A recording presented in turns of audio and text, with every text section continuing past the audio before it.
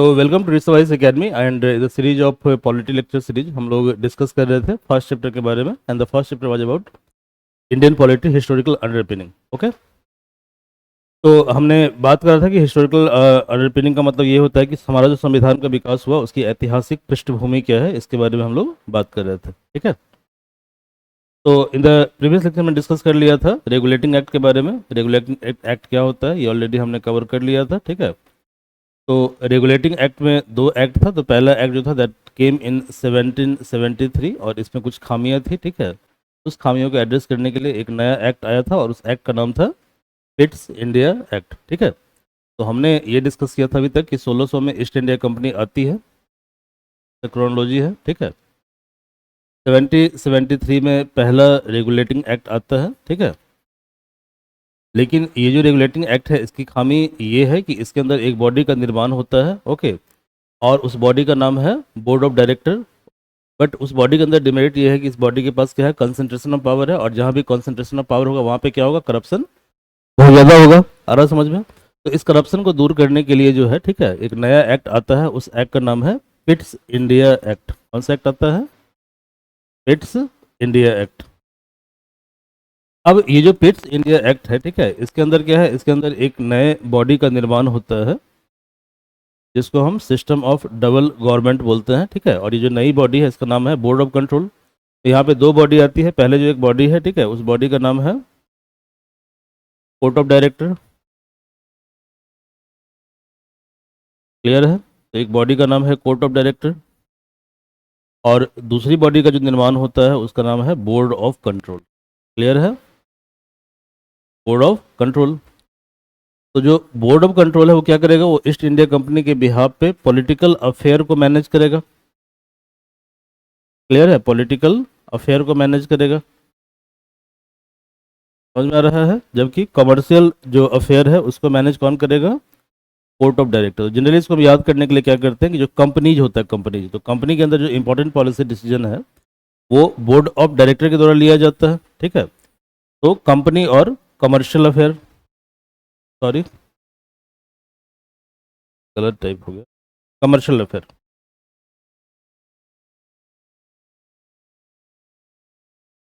Clear है? तो commercial affair कौन देखेगा? Court of director. और बोर्ड ऑफ कंट्रोल क्या करेगा? ये देखेगा पॉलिटिकल फंक्शन को। ठीक है, या ऐसे आपको याद करना है।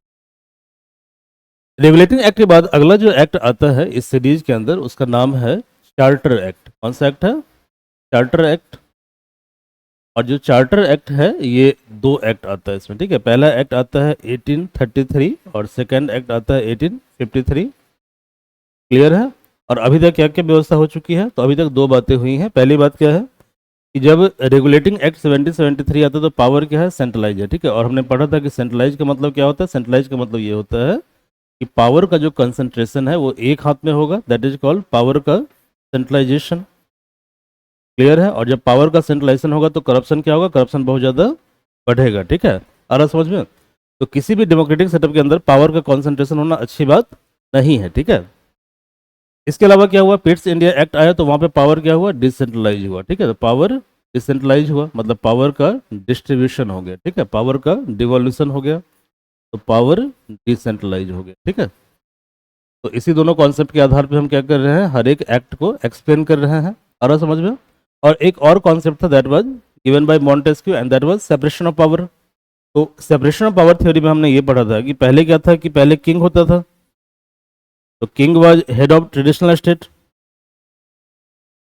King was head of traditional state. तो जो ट्रेडिशनल स्टेट है वहाँ पे क्या होता है, गवर्नमेंट का जो तीन विंग होता है, आप प्रीवियस वीडियो को देख लीजिएगा। ठीक है, उसमें पहला विंग होता है लेजिस्लेटिव जिसका काम होता है लॉ बनाना।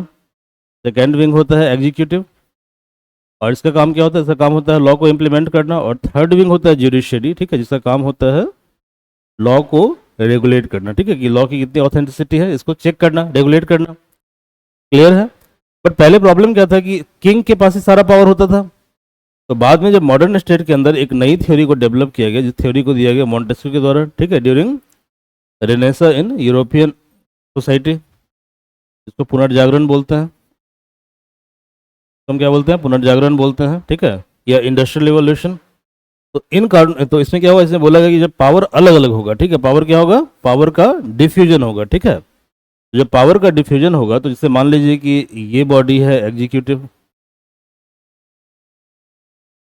ये बॉडी है लेजिस्लेटिव, और ये बॉडी है जुडिशरी, जुडिशरी। तो ये तीनों बॉडी क्या करेंगे, एक दूसरे के ऊपर चेक एंड बैलेंस बनाकर रखेंगे। क्लियर है, चेक एंड बैलेंस बनाकर रखेंगे। तो इस केस में करप्शन बहुत हद तक क्या होता है, मिनिमाइज हो जाता है, ठीक है, क्योंकि यहाँ पे क्या है, प्रॉपर चेक एंड बैलेंस है, रेगुलेशन है। ओके, तो रेगुलेशन जितना ज्यादा स्ट्रांग होगा, ओके, समझ में आ रहा है, रेगुलेशन जितना ज्यादा स्ट्रांग होगा उतना ज्यादा क्या होगा, उतना ज्यादा करप्शन का चांस कम होगा। तो आज की डेट में क्या होता है, अभी जो करंट जो स्टेट होता है, ठीक है, ये तो आपका मॉडर्न स्टेट हो गया। मॉडर्न स्टेट का मतलब वो स्टेट जो डेवलप हुआ कब, इंडस्ट्रियल रिवॉल्यूशन के दौरान। क्लियर है। जो कंटेम्प्रोरी स्टेट होता है, आज का जो स्टेट होता है, उसके अंदर क्या होता है कि इन तीनों ऑर्गन के अलावा अदर भी ऑर्गन होता है जिसको बोलते हैं नॉन स्टेट एक्टर, ठीक है। तो करंट जो स्टेट होता है, ठीक है, उसमें ये तो तीन है ही, यानी लेजिस्लेटिव है, एग्जीक्यूटिव है और जुडिशरी है। लेजिस्लेटिव है, एग्जीक्यूटिव है। देखिए कॉन्सेप्ट को समझिए, ठीक है, हर चीज को रटने की आवश्यकता नहीं है। गुड। जुडिशरी है,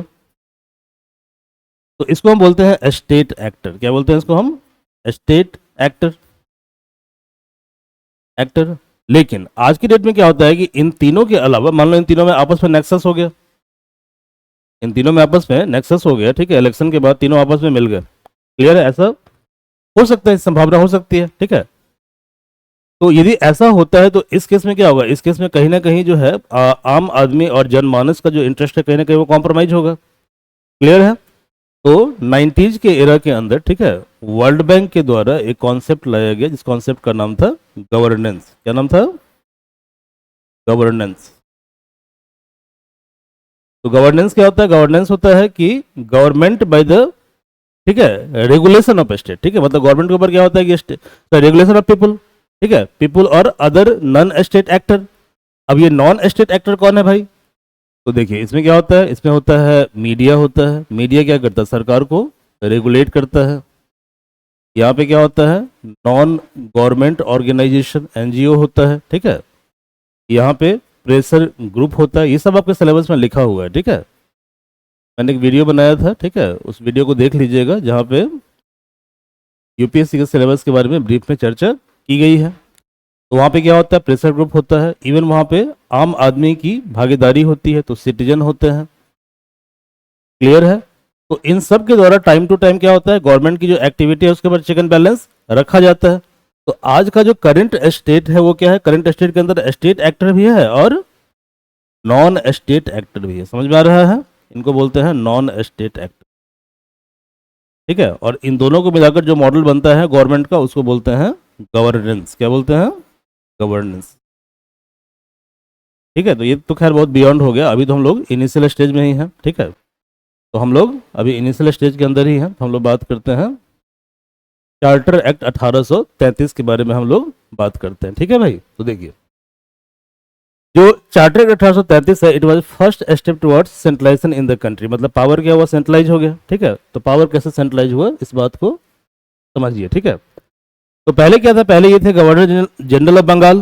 तो बंगाल के जो गवर्नर थे पहले ये थे governor general of Bengal, regulating act 1773 में बंगाल। अब इनका नाम दोबारा चेंज हो गया, तो अब इनका नाम हो गया governor general of India, governor general of India. समझ में आ रहा है। लेकिन अभी भी क्या है, अभी भी ये ऑर्गन एग्जीक्यूटिव है, अभी तक हमारे यहाँ लेजिस्लेटिव बॉडी का निर्माण नहीं हुआ है, ठीक है। तो मॉडर्न स्टेट के लिए तीन जो ऑर्गन की आवश्यकता होती है, लेजिस्लेटिव, एग्जीक्यूटिव और जुडिशरी, ठीक है। तो जुडिशरी हमारे यहाँ है जो कि supreme court of Calcutta establish हो गया था 1773 के एक्ट में। आ रहा समझ में। हमारे यहाँ क्या है, एग्जीक्यूटिव है जो कि एग्जीक्यूटिव का निर्माण हुआ था 1773 के एक्ट में। Governor general, governor of Bengal became governor general of Bengal. Clear है। और उनको असिस्ट करने के लिए एक एग्जीक्यूटिव काउंसिल का निर्माण किया गया था, ठीक है। लेकिन अभी तक हमारे यहाँ लेजिस्लेटिव का निर्माण नहीं हुआ है, ठीक है, मतलब स्टेट अभी भी परफेक्शन के फॉर्म में, अभी भी परफेक्ट स्टेट हमारे यहाँ नहीं बना है, ठीक है। तो it was first step towards centralisation. इसमें स्टेप में क्या हुआ, इसमें स्टेप में ये हुआ कि गवर्नर जनरल ऑफ जो बंगाल है, ठीक है, इनका डेजिग्नेशन चेंज हो गया, now he became governor general of India, ठीक है, मतलब बंगाल की जगह हमने सिंपली इंडिया कर दिया, ठीक है। इतना ही हमने नहीं किया, और हमने क्या किया, तो William Bentinck was first governor general of India, ठीक है। तो 2007 में क्वेश्चन आया हुआ था कि कंसीडर द फॉलोइंग स्टेटमेंट, यहाँ पे एक स्टेटमेंट दिया हुआ है, ठीक है। Robert Clive was first governor general of India, तो ये स्टेटमेंट क्या होगा, गलत होगा, ठीक है, गलत होगा, okay. William Bentinck was first governor general of India, ठीक है, तो विलियम बेंटिक क्या है, William Bentinck was first governor general of India, ध्यान रखिएगा, ठीक है। तो गवर्नर जनरल ऑफ बंगाल कौन है, यदि पूछा जाए कि पहला गवर्नर ऑफ बंगाल कौन है, तो कौन थे, लॉर्ड हास्टिंग, ठीक है, हास्टिंग थे। और फर्स्ट गवर्नर ऑफ इंडिया कौन है, तो ये है आपको विलियम बेंटिक। तो हमने एक कोड बनाया, बिहारी भाषा में बोलते हैं हसब कनब, नहीं मतलब हंसिए भी और कानिए भी, ठीक है। तो हंस से क्या हो गया, हास्टिंग, और बॉ से बंगाल, और कन्व, तो कन से क्या हो गया, कन से आपका हो गया क्या कहते हैं, कन्व, तो कन्व से हो गया आपका क्या बोलते हैं उसको, हसब कन्व, गुड। बेंटिक ऐसे कुछ होगा, हाँ ठीक है, हंस ब, तो हंस से हो गया हास्टिंग और ब से हो गया बेंटिक, ठीक है, ऐसे इसको आप याद रखिए, ठीक है। तो हंस ब कन्वे कोड हो गया, ठीक है, यानी हंसना भी है रोना भी है, ठीक है। इसका मतलब क्या होता है कि आपको डिप्रेस नहीं होना है, वो क्या करना है, आपको हंसते रहना है। जैसे अब जब तैयारी कर रहे हैं यूपीएससी की, तो कई बार क्या होगा, बड़ा अच्छा आपको लगेगा, बड़ा मजा आएगा, ठीक है, बट कई बार आप डिप्रेसिंग सिचुएशन में आ जाएंगे। तो हंस ब कन्ब, हंसना भी है और ठीक है रोना भी है, ठीक है, रोना भी है, क्या, गुड। तो हंस से हो गया हास्टिंग, और बॉस से क्या हो गया, बॉस से हो गया बेंटिक, बॉस से क्या हो गया बेंटिक। तो पहले गवर्नर जनरल बंगाल कौन है, तो first governor general Bengal was Hastings, ठीक है, and first governor general of India was Bentinck, कौन है, विलियम बेंटिक। ये आपको याद रखना है, 2007 में क्वेश्चन आ चुका है। चलिए और क्या क्या हुआ, तो क्या क्या इनका फीचर्स, इस फीचर्स को हम जरा देखते हैं, ठीक है। तो governor of Bombay and Madras deprived of their legislative power. तो देखिए 1773 के एक्ट में क्या हुआ था कि जब रेगुलेटिंग एक्ट आया था, ठीक है, क्लियर है, जब रेगुलेटिंग एक्ट आया था उस समय क्या हुआ था कि गवर्नर ऑफ बंगाल और गवर्नर ऑफ मद्रास, ठीक है, बोथ बिकेम सबऑर्डिनेट, मतलब पावर डिसेंट्रलाइज हुआ था। समझिए इस चीज को, ठीक है, समझिए। हमने ये देखा था कि जब रेगुलेटिंग एक्ट आया था 1773 का, 1773 का, तो वहां पे क्या हो रहा है, तीन स्टेट है, तो एक स्टेट है बंगाल,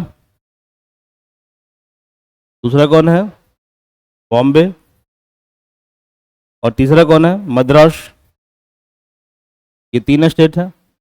तो रेगुलेटिंग एक्ट 1773 के पहले ये तीनों अपने आप में क्या है, ऑटोनोमस है, ठीक है, और इन तीनों को रूल किया जा रहा है इनके रिस्पेक्टिव गवर्नर के द्वारा, ठीक है, मतलब governor of Madras, governor of Bengal और गवर्नर ऑफ बॉम्बे, ये तीनों क्या है, तीनों अलग अलग है, तीनों अलग अलग है, ठीक है, और तीनों के पास क्या है, इनके पास अपना इनका एग्जीक्यूटिव पावर है प्लस लेजिस्लेटिव पावर है, मतलब लॉ बनाने का भी अधिकार है, ठीक है, और साथ साथ लॉ को इम्प्लीमेंट करने का भी अधिकार है, ठीक है, क्लियर है।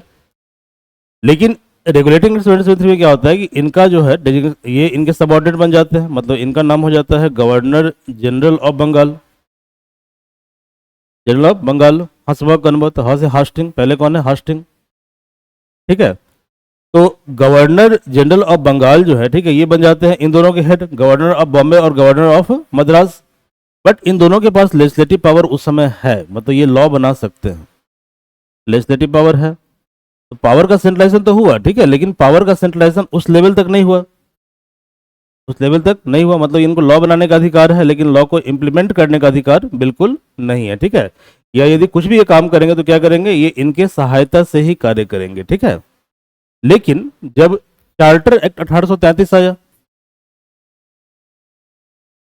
When charter act 1833 1833 came out. अब इस केस में क्या होता है कि ये बन गए अब governor general of India, India. अब इन बेचारों के पास जो था लेजिस्लेटिव पावर था, ठीक है, इनके पास क्या है, मद्रास के पास क्या है, लेजिस्लेटिव पावर है, और इनके पास भी लेजिस्लेटिव पावर है बॉम्बे के पास। तो इनका जो लॉ बनाने का अधिकार था ये भी इनसे छीन लिया गया। ठीक है, तो इनका लॉ मेकिंग पावर क्या हुआ, इनसे छीन लिया गया। तो देखिए भाई क्या हुआ, तो governor of Bombay and Madras, ठीक है, इनका जो लेजिस्लेटिव पावर था इससे इनको डिप्राइव कर दिया गया। ठीक है, डिप्राइव कर दिया गया। ओके, समझ में आ रहा है। और लॉ को हम क्या बोलते थे, लॉ को पहले रेगुलेशन बोलते थे, अब हम लॉ को बोलेंगे, ठीक है, लॉ को बोलेंगे एक्ट। तो अंडर चार्टर, ठीक है, चार्टर कानून में क्या बोलेंगे, इसको हम एक्ट बोलेंगे।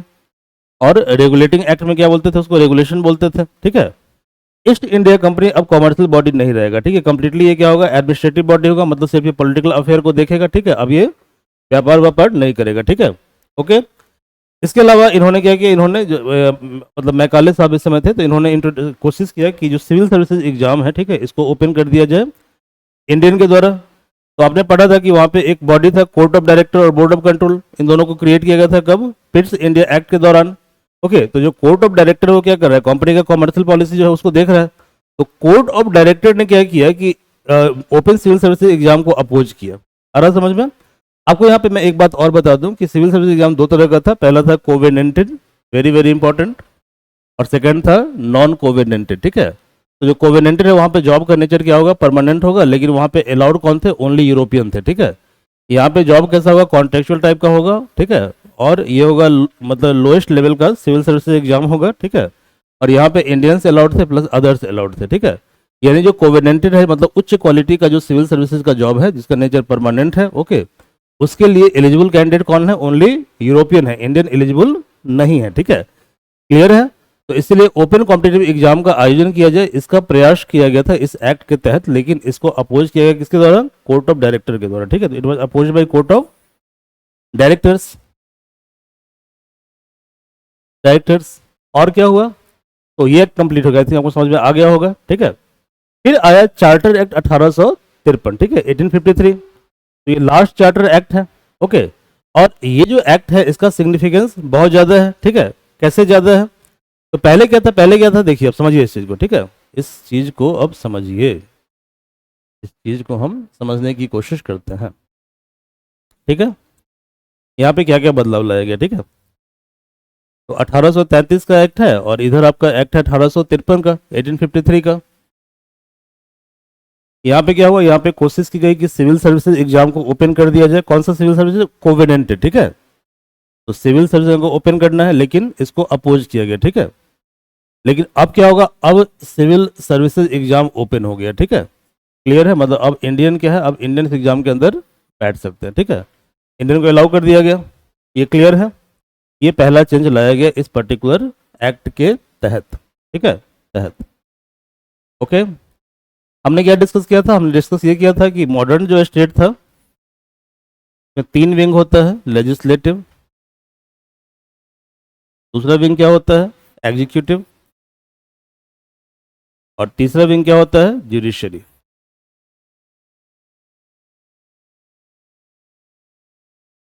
अभी क्या हुआ, अभी लेजिस्लेटिव बॉडी का निर्माण नहीं हुआ है, तो इसका मतलब ये हुआ कि जो एग्जीक्यूटिव है, जो एग्जीक्यूटिव बॉडी है, ठीक है, उसके अंदर ही क्या समाहित है, लेजिस्लेटिव पावर समाहित है। ठीक है, तो उसके अंदर ही लेजिस्लेटिव पावर है। समझ में आ रहा है, तो दोनों पावर आपस में क्या है, आपस में दोनों पावर का फ्यूजन है। ठीक है, तो पहली बार क्या हुआ, पहली बार जो है लेजिस्लेटिव पावर को अलग कर दिया गया। ठीक है, तो जो पावर है, पावर, ठीक है, पावर को अलग अलग कर दिया गया, मतलब डिफ्यूजन ऑफ पावर। ठीक है, तो जितना पावर डिफ्यूज होगा उतना, ठीक है, सिस्टम क्या होगा, इफेक्टिव होगा। ठीक है, तो एग्जीक्यूटिव पावर को अलग कर दिया गया और लेजिस्लेटिव पावर को अलग कर दिया गया। ठीक है, दोनों के डोमेन को अलग अलग डिफाइन किया गया। ठीक है, दोनों को अलग अलग कर दिया गया। तो देखो भाई, ओके, तो देखिए क्या क्या फीचर्स है, तो फीचर्स ये है कि सेपरेटेड फॉर फर्स्ट टाइम। ठीक है, पहली बार क्या होगा, फर्स्ट टाइम।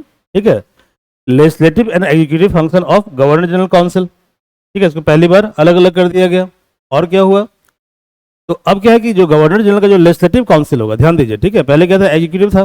ठीक है, अब लेजिस्लेटिव काउंसिल, तो लेजिस्लेटिव काउंसिल के अंदर जो है 6 नए मेंबर को इंडक्ट किया गया। ठीक है, तो 6 मेंबर इंडक्टेड, ऐड किया गया इनको। ठीक है, लेजिस्लेटिव काउंसिल के अंदर। ओके, तो it function as mini parliament, ठीक है, मतलब ये मिनी पार्लियामेंट के तौर पे काम करना शुरू किया, ठीक है, आ रहा समझ में। तो अब क्या हुआ कि स्टेट का स्ट्रक्चर लगभग थोड़ा थोड़ा इवॉल्व हो रहा है, ठीक है, यानी अब क्या है, लेजिस्लेटिव विंग भी है, अब क्या है, एग्जीक्यूटिव विंग भी है, और अब क्या है, जुडिशरी भी है, तीनों विंग है। ओके, और उस समय का जो पार्लियामेंट था, उस पार्लियामेंट के अंदर कितने मेंबर है, ओनली 6 मेंबर है, ठीक है, क्लियर है। अभी के पार्लियामेंट में कितने मेंबर है, 545 है लोकसभा के अंदर, और राज्यसभा में कितने होते हैं, 250 इनका स्ट्रेंथ होता है, ठीक है। बट उस समय का जो लेजिस्लेटिव मतलब लेजिस्लेटिव बॉडी था, जिसको मिनी पार्लियामेंट बोलते थे, उसके अंदर 6 नए मेंबर को इंडक्ट किया गया, ठीक है, टोटल लिस्ट मुझे पता नहीं है, आई एम सॉरी। 6 मेंबर में फर्स्ट टाइम 4 इंडियन मेंबर को जो है, ठीक है, ऐड किया गया। तो among 6 first time 4 Indian member were added on recommendation of local governor of Bengal, ठीक है, बंगाल, मद्रास, आगरा एंड बॉम्बे, ठीक है, आ रहा समझ में। तो यानी कि गवर्नर ऑफ बॉम्बे, मद्रास, बंगाल और आगरा। ओके, आगरा तो देखो ये 3 तो आपको याद रहेगा, बॉम्बे, मद्रास और बंगाल याद रहेगा, आगरा आप याद कर लीजिए, ठीक है। तो इनके रिकमेंडेशन पे 6 में से 4 मेंबर कौन होंगे, 4 मेंबर इंडियन होंगे, ठीक है। तो 4 मेंबर कौन होंगे, इंडियन होंगे, इनको ऐड किया गया। इसके अलावा जो सिविल सर्विस एग्जाम है, इसको ओपन कर दिया गया, मतलब अब इसमें इंडियन बैठ सकते हैं। तो introduced open competition for selection और recruitment to civil services. Okay, और ये काम किसने किया, तो इस महान कार्य का श्रेय जाता है लॉर्ड मैकाले को। ओके, तो इससे संबंधित जो कमेटी है, कमेटी का नाम है Macaulay committee, the committee of Indian civil services. Okay, and इस कमेटी को अपॉइंट किया गया था 1854 में, 1854 में, ठीक है, on the basis of which act, तो on the basis of charter act 1853। तो एक्ट आया 53 में, 1953 में, सॉरी 1853 में, आई एम वेरी सॉरी, 1853 में। और इस एक्ट के आधार पे मैकाले कमेटी का गठन किया गया 1854 में, 1854 में, और ये पहली कमेटी है on Indian civil services. Okay, and this committee के रिकमेंडेशन के आधार पे सिविल सर्विसेज एग्जाम को ओपन कर दिया गया इंडियंस के लिए। तो अब क्या होगा, अब इंडियन में बन पाएंगे सिविल सर्वेंट। तो ये क्वेश्चन जरा देखिए, क्वेश्चन 2010 में आया है कि who among the following governor general, इसमें से कौन सा गवर्नर जनरल है, ठीक है, who among the following governor general, okay, created covenanted civil services, जो कि क्या था, Indians were not allowed in covenanted civil services, ठीक है, which later came to be known as Indian civil services. तो इसी को हम बाद में, इसका नाम क्या हो गया, जो कोवेनेंटेड सिविल सर्विसेज है, ठीक है, ओके, इसी का बाद में क्या नाम हो गया, इसी का बाद में नाम हो गया इंडियन सिविल सर्विसेज, ठीक है मेरे भाई, इंडियन सिविल सर्विसेज, ये इसका बाद में नाम हो गया। ओके, तो कौन से, क्या कहते हैं, मतलब किस किस पर, कौन सी कमेटी थी, कमेटी का नाम था मैकॉले कमेटी। कौन सी कमेटी थी, मैकॉले कमेटी। ओके, तो यहाँ पे क्वेश्चन दिया हुआ है हास्टिंग, विलिस्ले, कॉर्नवालिस, बेंटिक, इसको हम देखेंगे, ठीक है। ओके, इसको आप लोग सॉल्व कीजिएगा, 2010 में क्वेश्चन आया हुआ है। ओके, और इसको सॉल्व करके आप लोग कमेंट कीजिएगा कमेंट बॉक्स में, और इसको हम लोग सॉल्व करेंगे नेक्स्ट क्लास में, ठीक है। तो अब क्या हुआ, अब ब्रिटिश क्राउन का रूल, सॉरी, अब ईस्ट इंडिया कंपनी का रूल क्या हुआ, क्या कहते हैं, खत्म हो गया। तो इसके बाद जो हम लोग अगली क्लास में पढ़ेंगे, हम लोग पढ़ेंगे क्राउन रूल के बारे में, ठीक है। तो पहला एक्ट जो आएगा, उस एक्ट का नाम क्या होगा, उस एक्ट का नाम होगा गवर्नमेंट ऑफ इंडिया एक्ट 1858, ठीक है। तो थैंक यू एवरीवन।